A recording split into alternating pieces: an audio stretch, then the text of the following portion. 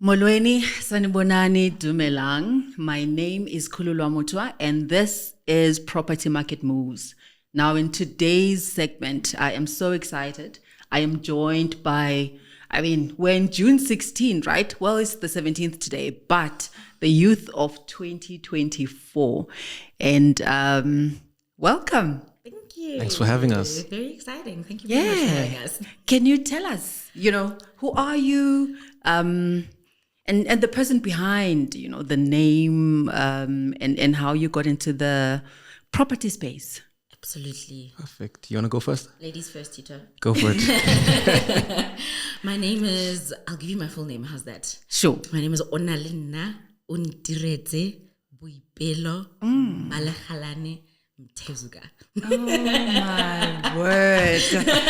Are you an only child? I am an only child. Your parents just wanted to throw everything in there. Beautiful. They did. Thank you very much.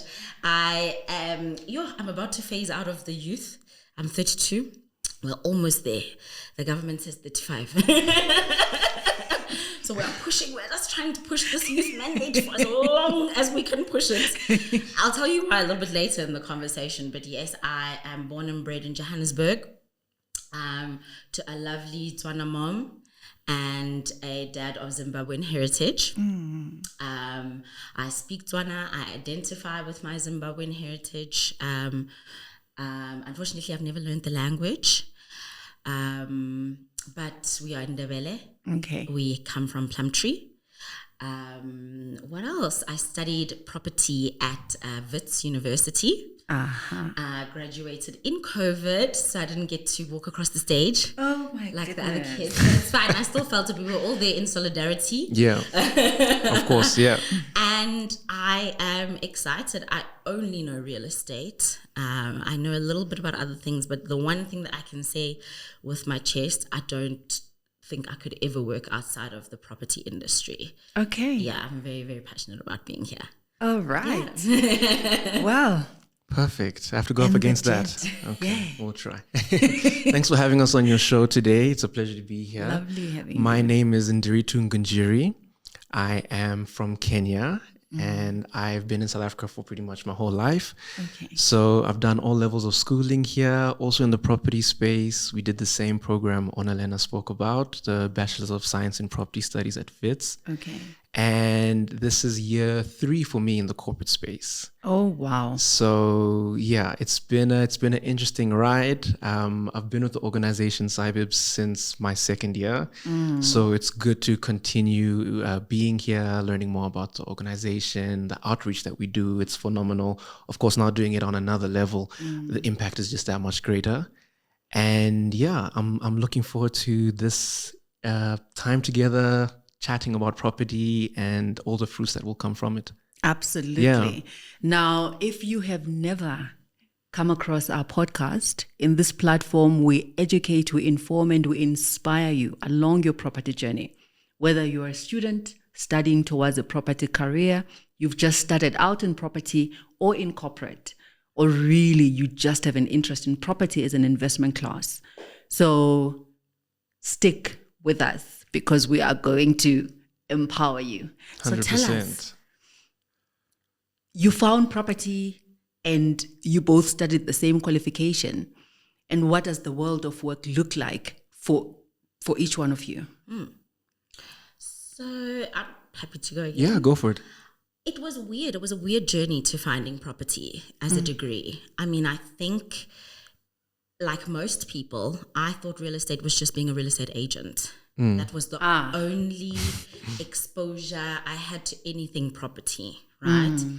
And when I left high school, actually, I wasn't sure what I wanted to study. I went to the National School of the Arts. I did physiotherapy at UCT for 2 years. The only reason I chose it was because, I did dance at the National School of the Arts, and we had a program called anatomy. Okay. So I was like, okay, anatomy, physio, Yeah. 1 and 1, we'll do something. Yeah. I got there, and much respect to everyone that works in the medical profession. I do think it's a calling. I wasn't called. Yeah. I was not called. It's definitely a calling. 2 years in. 2 years Goodness. in, I was not called. I went home for one of these VAC holidays, leaving Cape Town, come home. Have an uncle who's a prominent figure in the construction and roadworks industry in the Northwest. Okay. But by the time I went home, it was my aunt's 50th birthday party, right? I don't know what my uncle did at the time, but my aunt got a Rolls Royce for her birthday. I said, Goodness. Uncle can do that. It's possible. What is happening here? From that moment, my ears went, ding, what's this? And I got the opportunity to kind of just run around with my uncle, ask him questions. What do you do? What happens? And from there, I was like, yeah, maybe I want to do construction, right? Okay. I didn't know it was property. So I told my mom, construction, maybe. Look around. Come to find UCT already had a property program. But I wasn't aware of this at the time, right? And also, I love my mom. But she said, listen, this is not a big household name, okay? So if you are undecided about what it is that you want to study, you better come home, because I don't have money for you to be undecided in Cape Town. So you better come home. You better figure out what you want to do. But no child of mine is just going to sit in the house. You're either working or you're studying. So I said, okay, let me go do physics at WITS. I chose physics because it had enough credits to get me into whatever else I decided at the time that I thought maybe I would fit. And I found the property studies degree as I was doing physics. Sure. Yeah. So it was a roundabout Interesting, yeah. introduction into the degree. Word. And it was sparked by a Rolls Royce. Sparked by Rolls Royce. Yeah. Never Love seen it. in my life. She saw the she saw the glitter of the profession, and she decided this is something that I want to do. So mine doesn't have a whole lot of interesting facets to it. I think for me, I knew not a whole lot of color, but still some precision to it. I think for a long time, when I did graduate from high school, of course, number one, the thing we think about is making money. Yeah. But you also you want to do it in an ethical way. You don't want to do it in a way that's, not ethical. Yes. So when doing research, I came across the two primary marketplaces that have generated the most amount of wealth, which is the financial market and the real estate market. So when you look back, surface level research. I read a couple books, but it was mostly surface level research. And then I see, okay, there's the financial market, there's the real estate market. If I can learn one of them and then leverage that information into the other, whether starting in property, going into the financial market, or the other way around, these two markets have done the most for people historically. Okay. Going back to the 1800s, going back to however long. So I decided I'm going to learn the real estate market.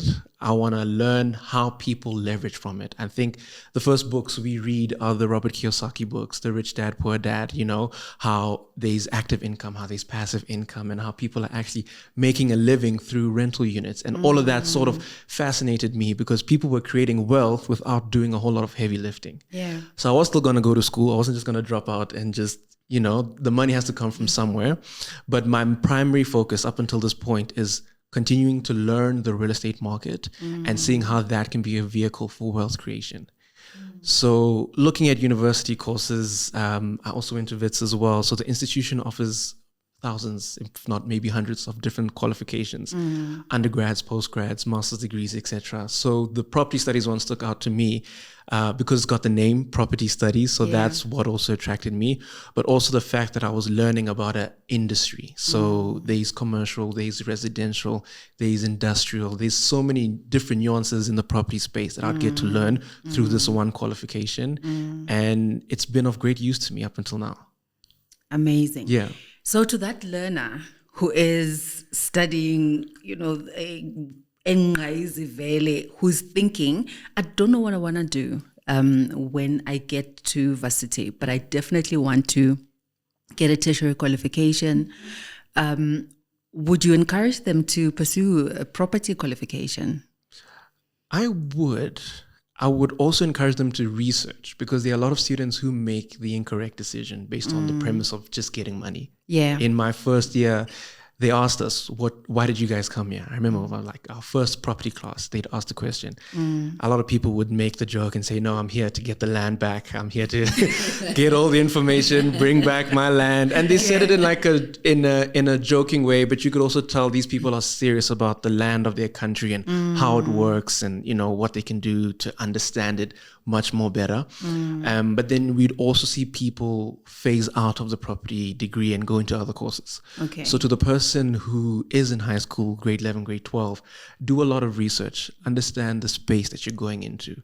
You don't want to have to regress when you are in university. The best opportunity is to get accepted for the program that you want to do, and not be drawn in by bright lights and what something might be because of what someone told you, but understand it for yourself. Sure. Yeah.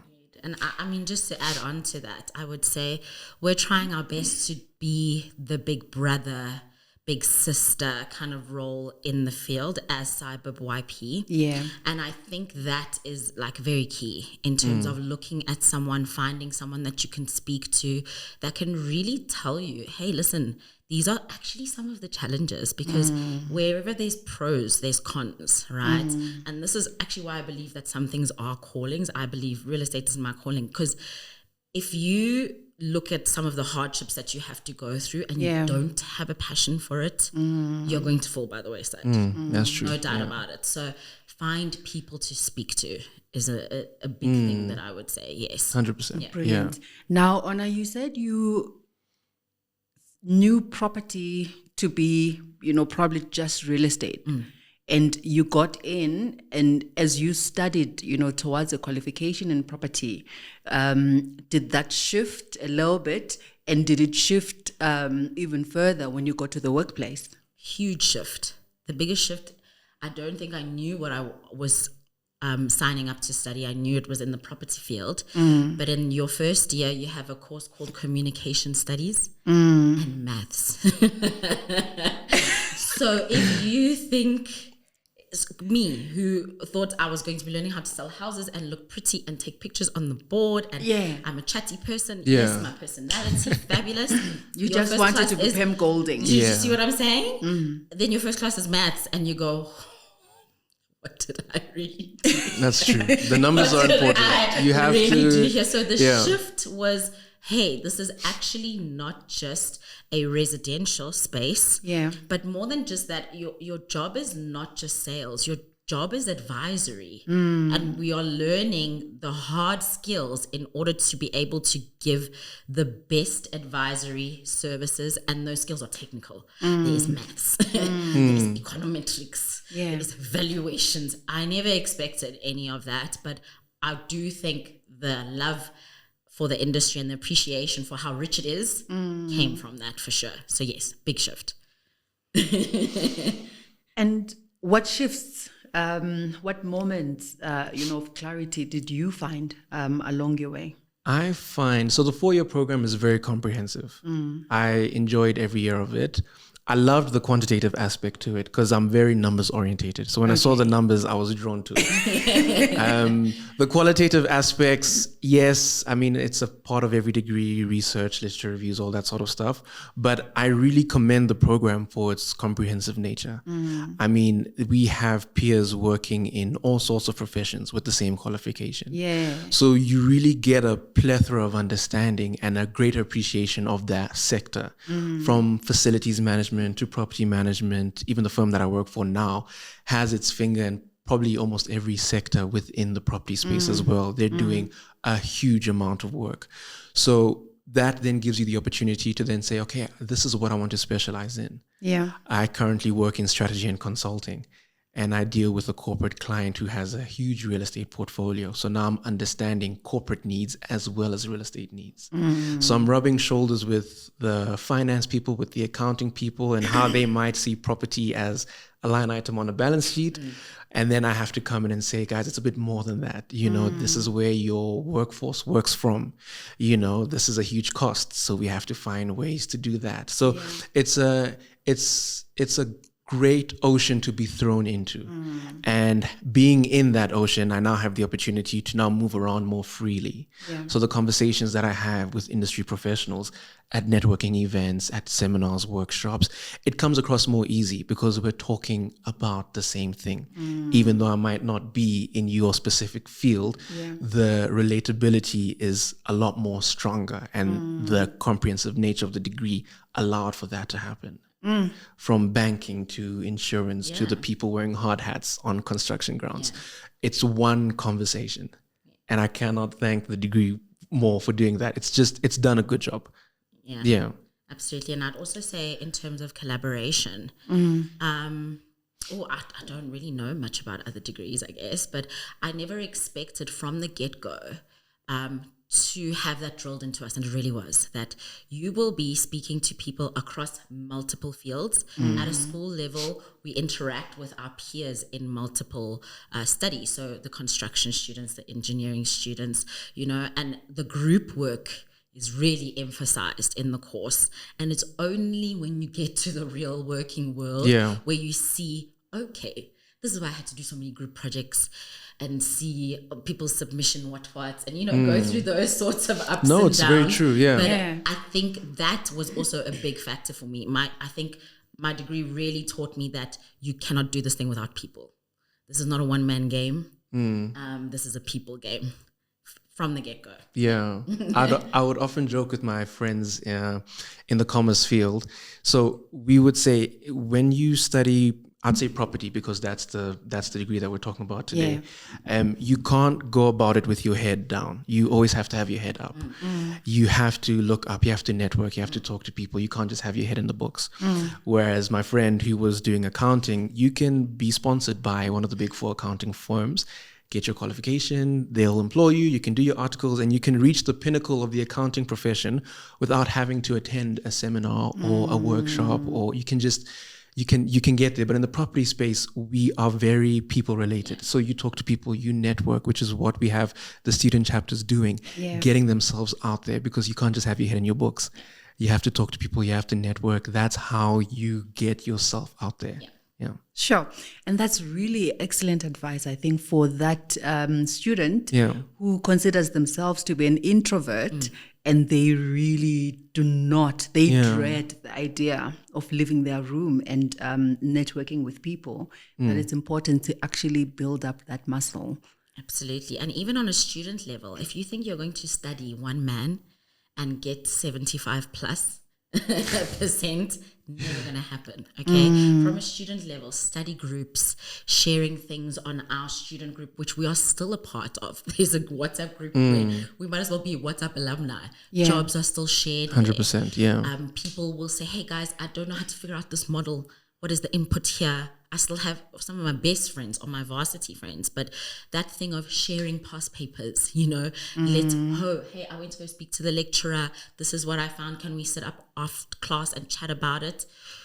I promise you that is the first, laying the foundation for how to network. And that taught me, when I saw my marks jump from 50 because I was trying to do maths by myself to 70 because I got 3-4 friends to sit around the table, that's when I started to see, can't do this. She touches on a very important point, that this sector, we all know each other through 2 or 3 people. The property space isn't that huge. So the dependency of people when it comes to skills, when it comes to advice, when it comes to mentorship, we rely on each other, which is very important, because I haven't had the privilege of working in other professions, but from what I see in the property sector, everyone is a phone call away or an email away or a text message away.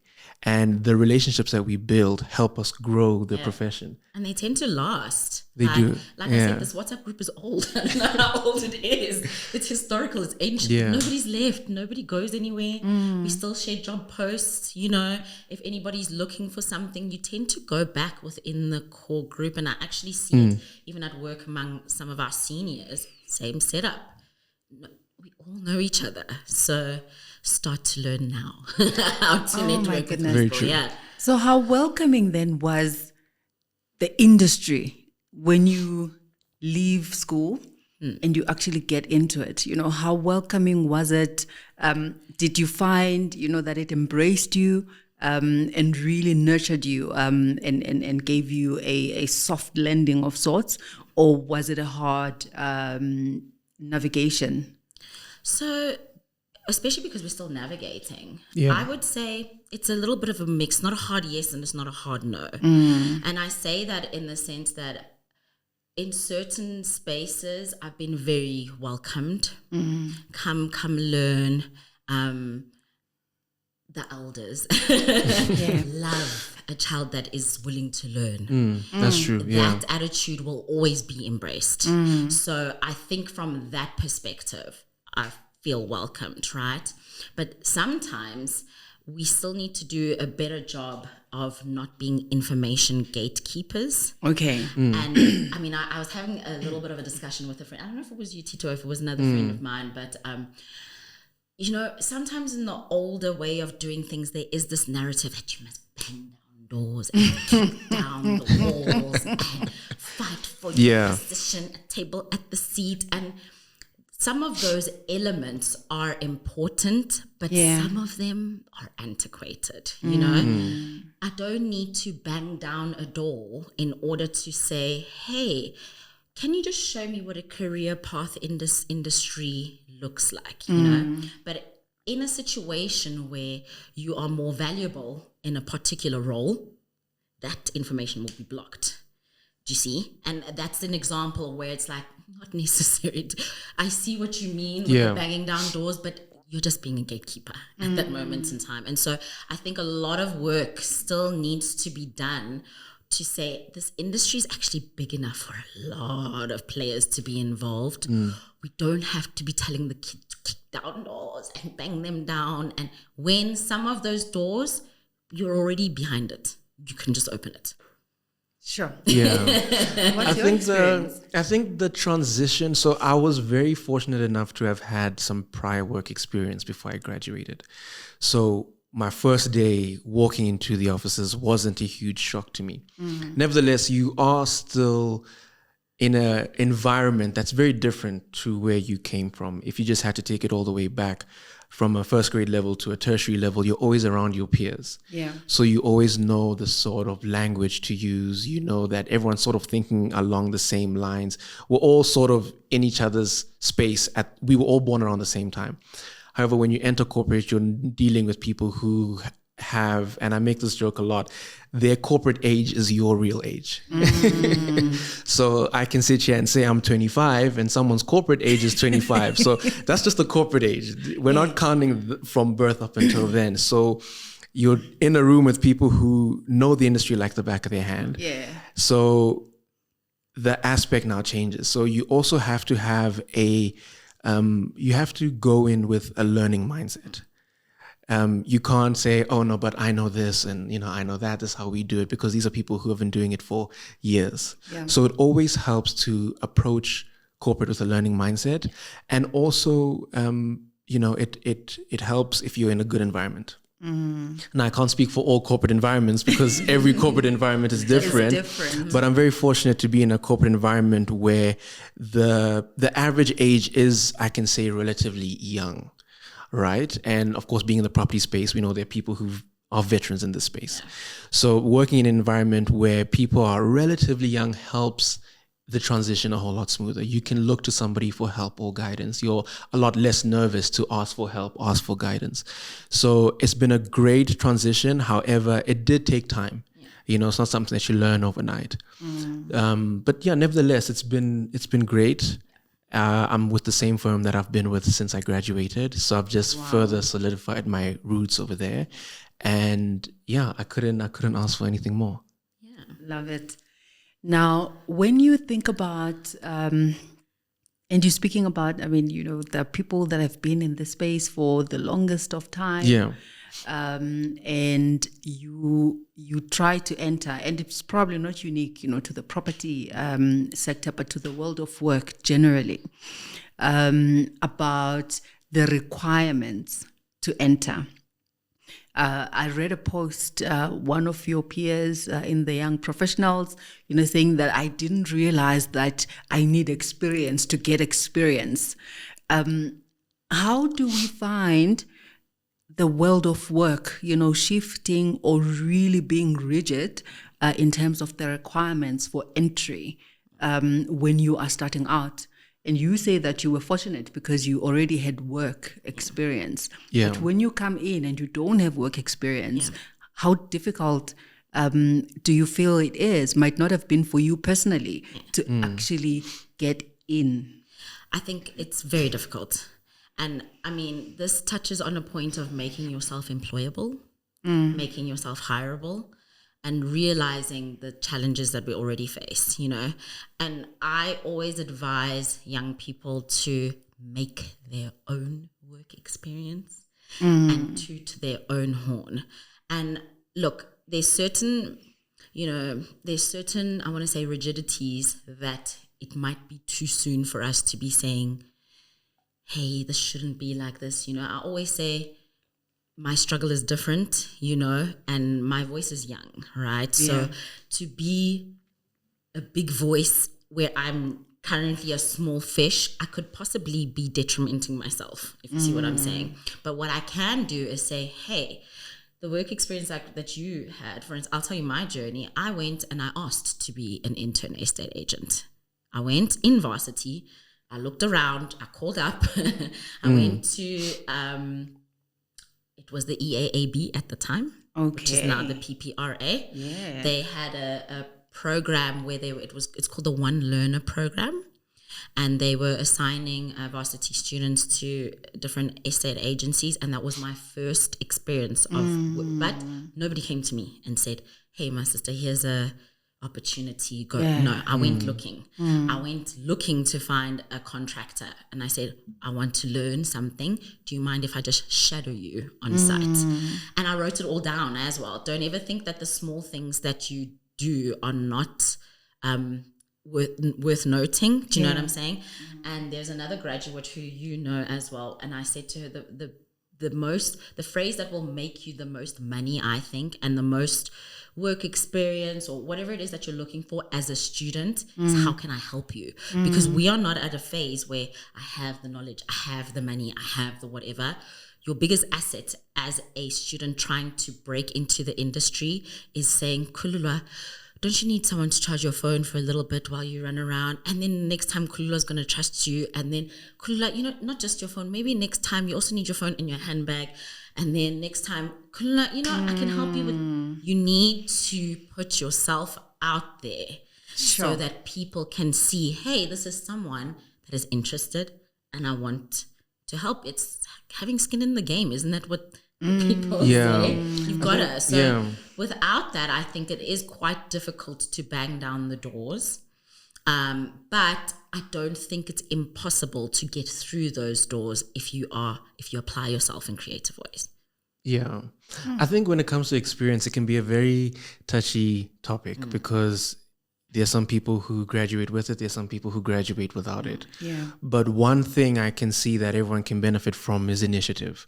So you may not have been privileged to have a few months of work experience prior to graduating, but if you showed initiative, so what we do with the kids in the student chapter on campus, they're showing initiative. So when you apply for a firm, very seldomly will they want 10 years of experience for a grad program, right? But if you can show them initiative, I was a part of this club, this society, we did this, we hosted guests, we did workshops, we did seminars, they can see the initiative. Also touching on what Ona said, job shadowing helps a lot. Yeah. So it's also very important for us to know the game we're playing from when we first get into university. So, the typical program is 3 to 4 years. So if you're going to wait up until your final year to sort of get everything in, it can be a bit of an inconvenience because number one, you're probably studying for your final, so you can't get the experience in. And number two, time. So you probably won't be able to do that anyway. But if from your first year, you can already see, okay, this is the way I've seen people succeed. Yeah. I'm going to be here for the next 4 years. 4 years is a long time. Yeah. So you can say, okay, in my first year, I'm going to job shadow. I'm going to ask for help. I'm going to volunteer. It always goes a long way when you have the long end game in mind. Unfortunately, very people have left the experience component to the last minute. And again, it's something that I said to my peers, or something that was said to me, was up until university, you almost know what to do to succeed.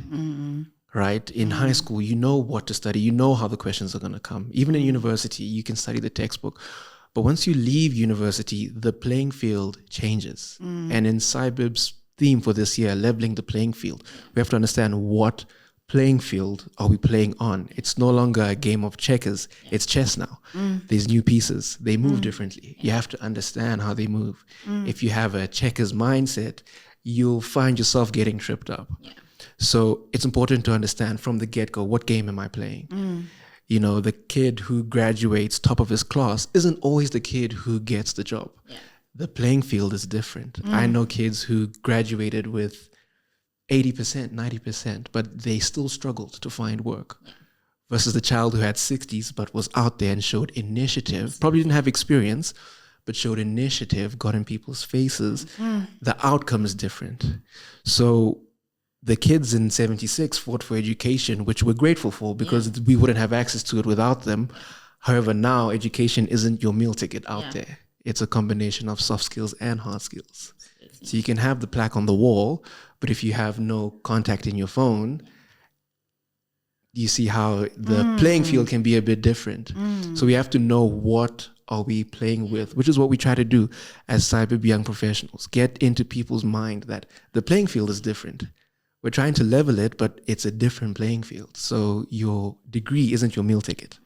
It's a combination of soft and hard skills. So communication, you know, by virtue of me just sitting here in front of you, there's a connection that we're building. I have access to people in your contact book, you know, through other board members in SciBib, you know. So I personally feel that we have to get people's mindsets to change a bit. You know, we can't rely on the government for jobs, and for it's you'll be disappointed, unfortunately. And you have to find a way to win. You know, you have to find an alternative route. And sometimes it's the unconventional route, but you have to do something that's beyond the norm. So you can apply for jobs on a job board, which I advocate. You know, go on the LinkedIn, the Indeed, you know, Graduate 24, apply on the job boards, but also reach out to people. You know, internal referencing is a huge thing. I've seen it at our firm. You know, before a job makes its way on a job board, it's socialized within the firm. I'm looking for an accountant. I'm looking for a lawyer. I'm looking for a property manager. Do you know anybody? And then, you know, if we don't find anybody, it's okay, let's take it out to the public. You know, so being the person who's a phone call away, a text message away, really helps. And these aren't things that university teaches you. And I think, I mean, you're making a very important point, and that we always, you know, emphasize that you need to find sponsors, you know, along your route, people that are going to call up your name in a room where you are not present, because you can't be present in every room. But if you know people and an opportunity comes up, so you are in property, an opportunity comes up, they're looking for an accountant, they're looking for this, you know that's not you, but that accountant that is in your book, in your phone book, you know, is going to have an opportunity to at least, you know, vie for that chance. You've touched also on the youth of 1976 and what they fought for. What is the youth of 2024, 2025, 2026 fighting for? What is the struggle of today? I mean, I think from my perspective, I would say we're looking at obviously an economic battle, right? But as youth, it's also about access, access to opportunities and access to, well, maybe information, but more so opportunities. It's really access and ensuring that we are equally staying ahead of the curve. You know, like Tito mentioned, to be educated in 2024 is still prestigious, but there's lots of us that are educated, lots of us with the property degree. We thought that was what the answer.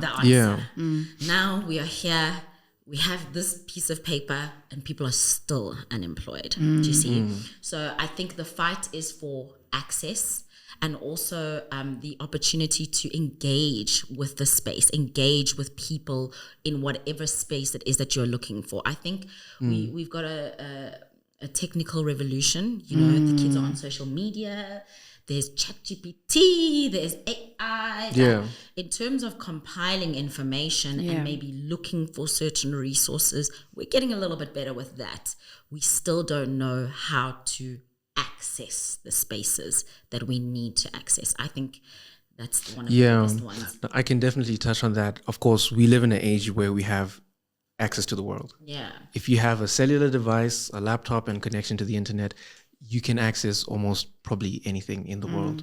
So we have a whole lot more information than the people did in 76, but do we know what to do with that information? And I have a mentor who says, you know, knowledge is the actual information. So the textbook is knowledge. Understanding is understanding the information. So you have the book, but you now can comprehend it. And then wisdom is applying that knowledge. So we've got the information. There's no shortage of information. I mean, you can get any book online. You can download it. Libraries have always been there on campus and off campus, and just even our phones. There's a lot of free courses online that people can take to learn information. But now that you've learned it, how do you apply it? And we're in an age where we're getting the information. I don't think we have a problem with getting the information, but it's actually putting it into work. You know, and then filtering useful information versus information that isn't so useful. So we are definitely, it's almost like the paradox of choice. You know, sometimes it's better to have 3 flavors than 20 flavors, because when you have 20 flavors, you don't know what to do. But if you have 3 flavors, it helps it a lot better. So we have more information, which is good, but we also have to understand how to use it. And that boils down to like deciding what to do with your life, where to go, what to study. You know, where is there a need that I can fill? And that's another thing, you know. Unfortunately, we have people who know a whole lot about a subject matter, but there just isn't a need for that in the world right now. So you're sat at home trying to maybe further your studies, get a master's, get a PhD, but you still find yourself without that job or without that opportunity. So finding what there's a need for and then plugging that hole. I think that's also why I'd mentioned earlier that gatekeeping looks different in 2024. It's not necessarily that we won't be hiring people that look like you. You know what I'm saying? It's that once you're there, what is my career path? What are the options open to me? How do I connect the knowledge that I have from various fields and shape a new career path? I'm still discovering new things that I can do in the industry, you know, and to have someone or a mentor or a sponsor that can say, this is how you can shape the beginnings of a career path. Start here and maybe you can do something, you know, afterwards. There's not very many people who will do that. You know, people will give you the opportunity and then you will have your value there. And then after that, it's every man for himself, you know. Unfortunately, And so for me, really, that's the biggest, I want to say, form of gatekeeping that I've encountered. The whole, I don't know what to do when I'm afterwards. And everybody's like, well, if you really wanted to know, you would bang down the doors, you know. It's just that. It's really just about how do you shape a formidable future with what it is that you have. Sure. And there's very important things that have come out for me, you know, in this conversation. I think the importance of having mentors, I think both of you have spoken to that, which means that you know that it's not just up to me. I have to find mentors, sponsors. I have to collaborate. I have to be a part of a network. And I think what also came out strongly is the initiative, right? The curiosity. Which is something that you know, bring into that equation, self-driven, and not waiting for opportunity to come knocking on your doorstep, but you literally put yourself out there and finding people that are going to be able to plug you into those, you know, into what is available, and being curious about what you find, in, you know, as you move along. So 10 years from now, 15 years from now, if we have done the right things today and we have, somewhat leveled the playing field, what would that look like for you? What a fun thing to think about. I think in terms of leveling the playing field, we have to, it helps to start very early on. Yeah. So if you can start at a high school, tertiary, early career type environment, start to level the playing field there. It helps a lot. It can be a bit tricky when you try to level the playing field at a very senior level. People may be quite resistant to change. They might say, okay, what is this? I'm not too on board with that. I don't really want to dabble in that right now. I can try, but I'm not going to give it my all. Leveling the playing field can come with giving opportunities to students, right? So where you see potential, you recognize the potential. And understanding that a bursary doesn't stop when I walk across the stage. If you were so committed to putting funds toward my studies, maybe also commit time, so mentor me, guide me, show me where I should go, things I should avoid, what pitfalls do typical people fall into that have just graduated. Ensure that the transition into the workforce is seamless, which is something that we should try to do as much as possible when it comes to leveling the playing field, and then continue that same cadence throughout. So whether I'm 5 years, 10 years, 15 years in industry, I've sort of learned the principles at a very early embryonic stage in my career, that when my corporate age is 25, these things sort of stick with me. And I'm able to then repeat the cycle and continue that with the next generation.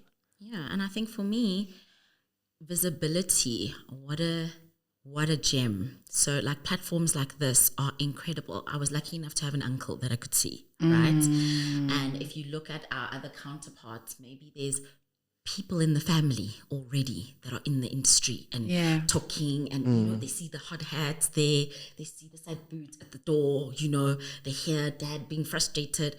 Not a lot of us have that interaction. So platforms like this, and I agree with Tito, from a young age, it would be nice to aspire to a kululwa, to have people see more people that look like us in the industry and have access to people that look like us from babyhood would be fabulous, in my opinion, because then you can aspire to be a something.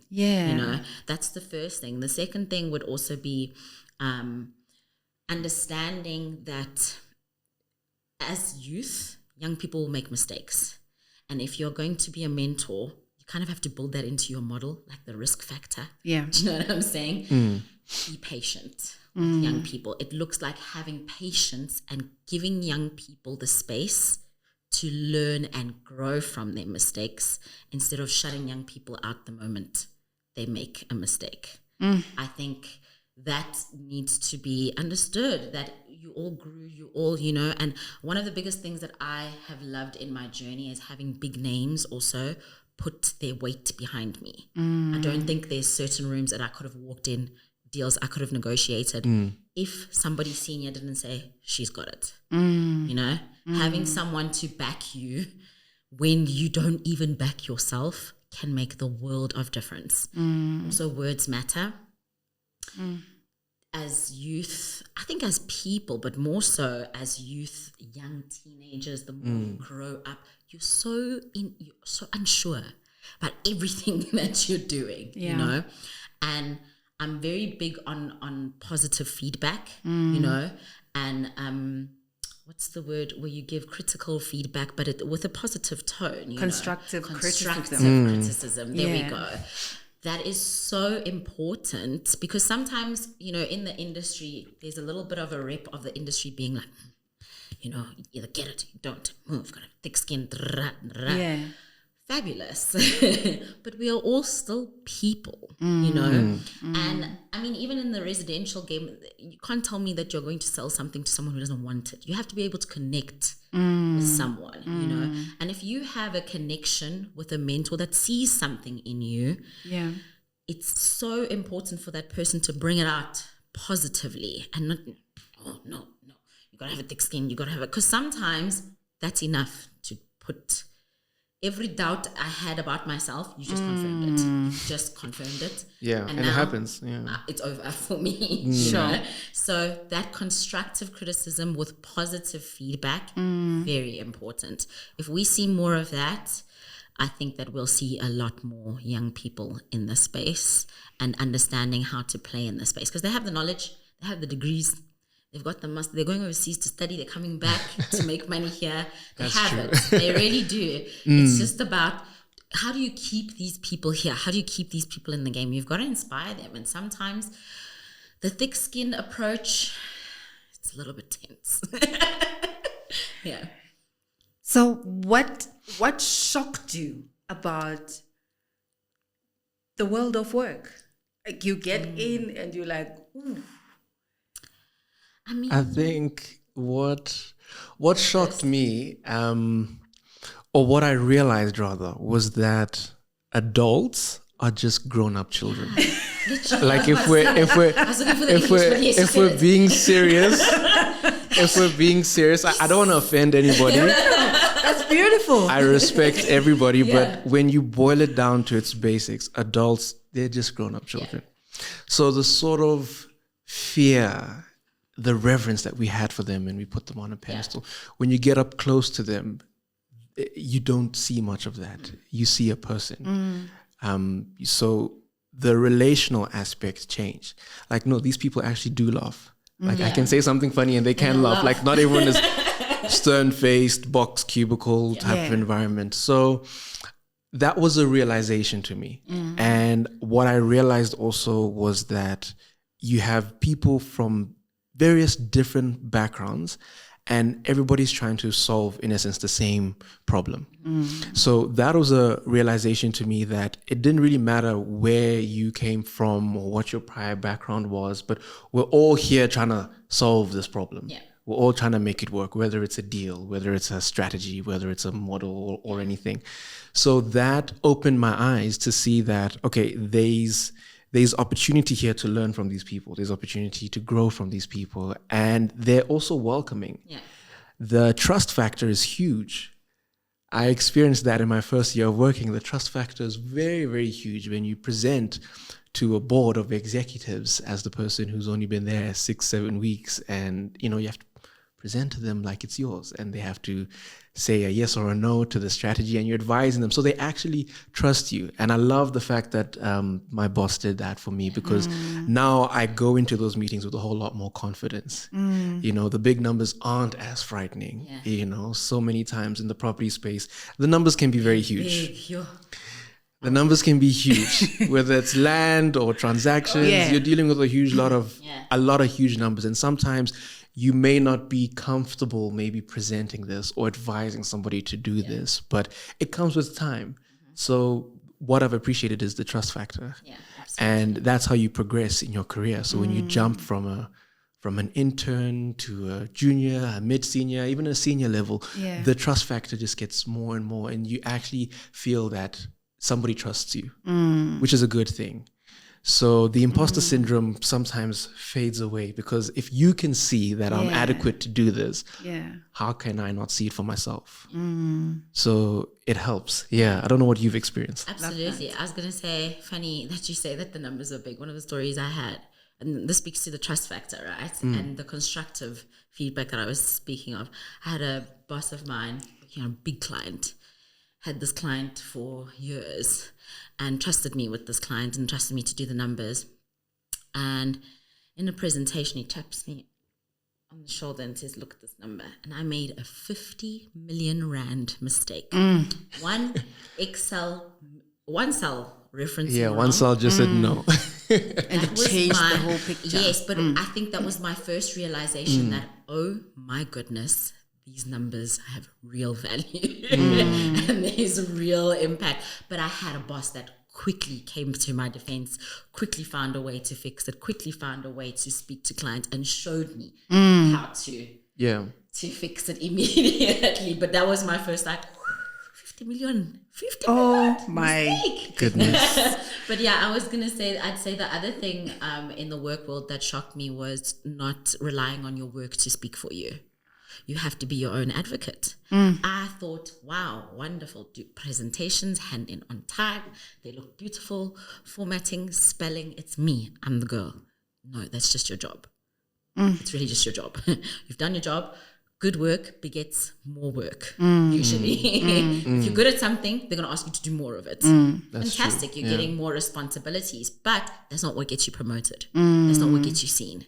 So it's not your work that speaks for you. You have to be your own advocate, even in the workspace. That was a big adjustment for me to be like, I have to show people what I did and say, hey, that's actually me, and how I fit into this project is like this. And that was a big adjustment. Man, this was an amazing conversation. Now, if you saw me go on my phone, I was actually looking for the question of today. Yes. The speaker that we hosted at the last segment, she wrote a question for you guys, and you're gonna give me a question for the next guest. Perfect. We don't know who they are, at the time that you write the question. True. And I mean, I was just looking at this question. I'm like, whoa. Okay, so here goes. Let's go. Do you believe that coalition government is the answer to fast track transformation? Wow. I'll go first. Do you Please want me to go first and then I'll add mine. Look, I think Government of National Unity. Yeah. GNU. Very topical, right? So I think, luckily, firstly, I didn't realize this. It's only in this process that I'm doing my history evaluation of the world. This is not the first time South Africa's been here. So 94, there was a bit of a tussle, NP, ANC, little bit core for a little bit, and then we got our ANC government, right? So I will say I feel comforted that this is not the first time that this government has gone through a similar situation. That gives me comfort. That's number one. Number two, we have international models that we can look at where there are coalition governments. And I think from that you can see that typically organizations understand who their voter base is, and while they may make concessions, they still need to speak to their voter base. And so I think in a coalition government, it's more about stability. You may have certain points that these organizations clash on, and what that means is that on that point, it's going to be stable. Nothing's going to change. So if you're talking about fast tracking transformation, no, I don't think so. I think that they are a tool used for stability. They are great for getting conversations going. Everybody's got an opinion now. You see, and I do think that's not a bad thing, right? The youth is getting more actively involved. We're seeing the South African voter being a lot more conscious about what are we doing with this vote, and I think that is a great starting factor. But whether or not coalitions are for transformative purposes, I don't think so. I think that they are a tool used to keep things stable, because two polarizing sides, you're probably going to stay in the middle. You're probably going to stay where you are. That's what I think. Okay. Interesting. I think, look, it's very early on. Like Ona said, I think the last time something of this nature happened was, you said, 94? It has potential to work. However, both parties have to be willing, and we both have to be fighting a common cause. Yeah. So the agree to disagree mindset doesn't help, because then, like Ona said, you're in the middle. You don't go anywhere. It does benefit to have voices that have not been previously heard. It also gives us perspective to hear what other parties are saying as well. Now, whether or not we implement on their specific policies to the T, or whether we incorporate them with what maybe the majority have decided to do, that will have to be, for me, assessed on a case-by-case basis. Because we're not just talking about one facet of government. We're talking healthcare, we're talking education, we're talking youth, the stuff that we're involved with. We're talking business, even with like ESCOM and, water and all that sort of stuff. Yeah. So it would really require everybody to get on the same page, not just on the same book, but we need to be on the same page. And if we're all for the betterment of the country, I feel it could work. A cross-pollination of ideas has never been to a detriment in my experience in the corporate space. Yeah. We have people from different backgrounds who contribute, like I mentioned earlier, to fixing the same problem. So it may be of benefit to have people from different backgrounds, different philosophies, people with different schools of thought fixing the same problem. However, there is the opportunity for stagnation. If, two people are tugging at a rope on either end, no one's going to go anywhere. So my hope for the upcoming term is that there is some progress. We're seeing new people being sworn into parliament who previously hadn't had the opportunity to do so, new faces, new voices, new political parties. So hopefully this isn't a situation of, too many cooks spoiling the broth. hopefully there can be a succulent meal that can come out of this. And I mean, we put a lot of faith in the government to make sure that, they cater to the masses. And that's what I would hope. Man, government of national unity, there we have it. Let's get on the same page. I think that's very important. 100%. We are cooking the same pot. Yeah. Let us make sure that the flavors communicate, with each other. It has to be. Whatever we throw in there, ultimately it is to make the pot taste delicious.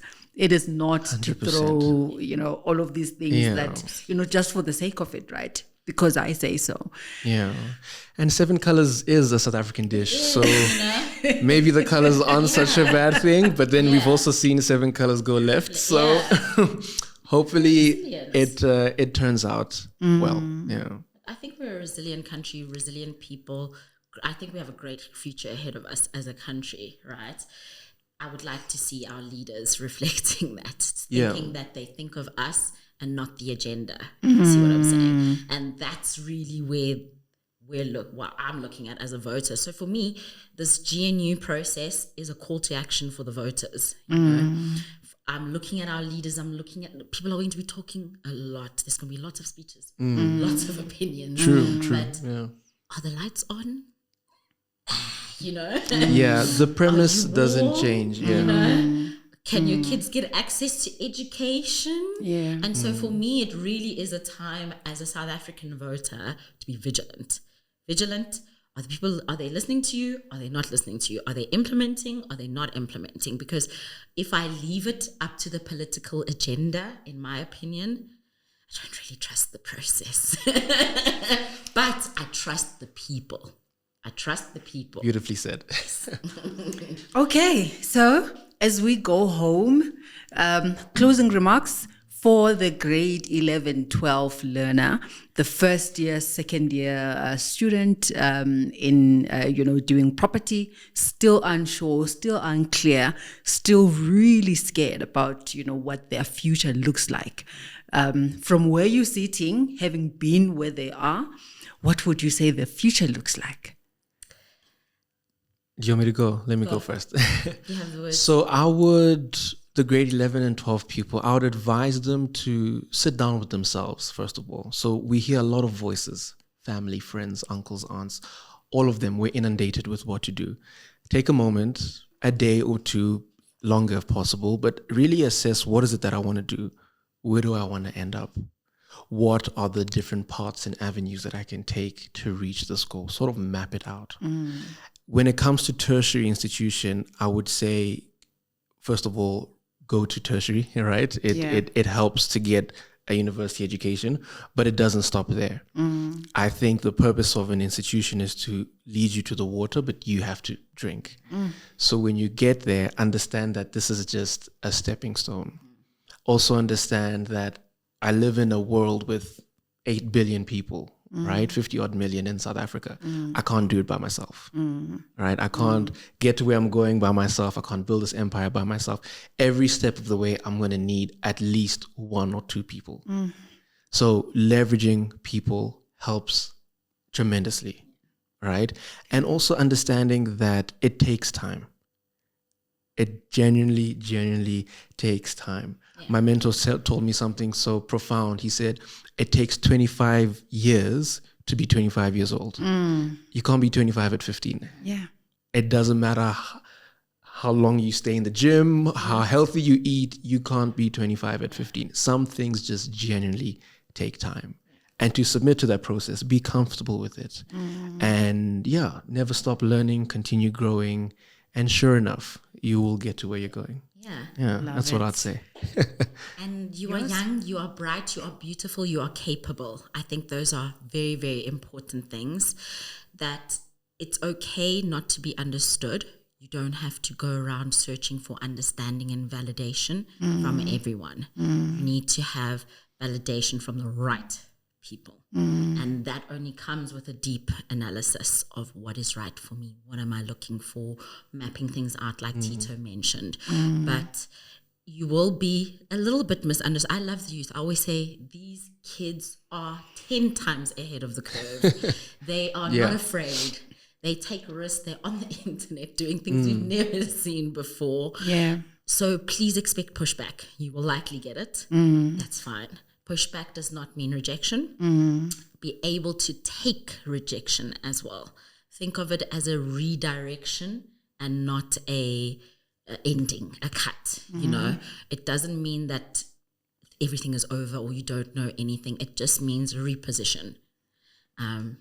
Those are the points I'd have, I'd say. Oh my goodness, that was amazing. I certainly learned a lot, and I am sure that if you stuck out to the end of this conversation, you have learned a gem or two.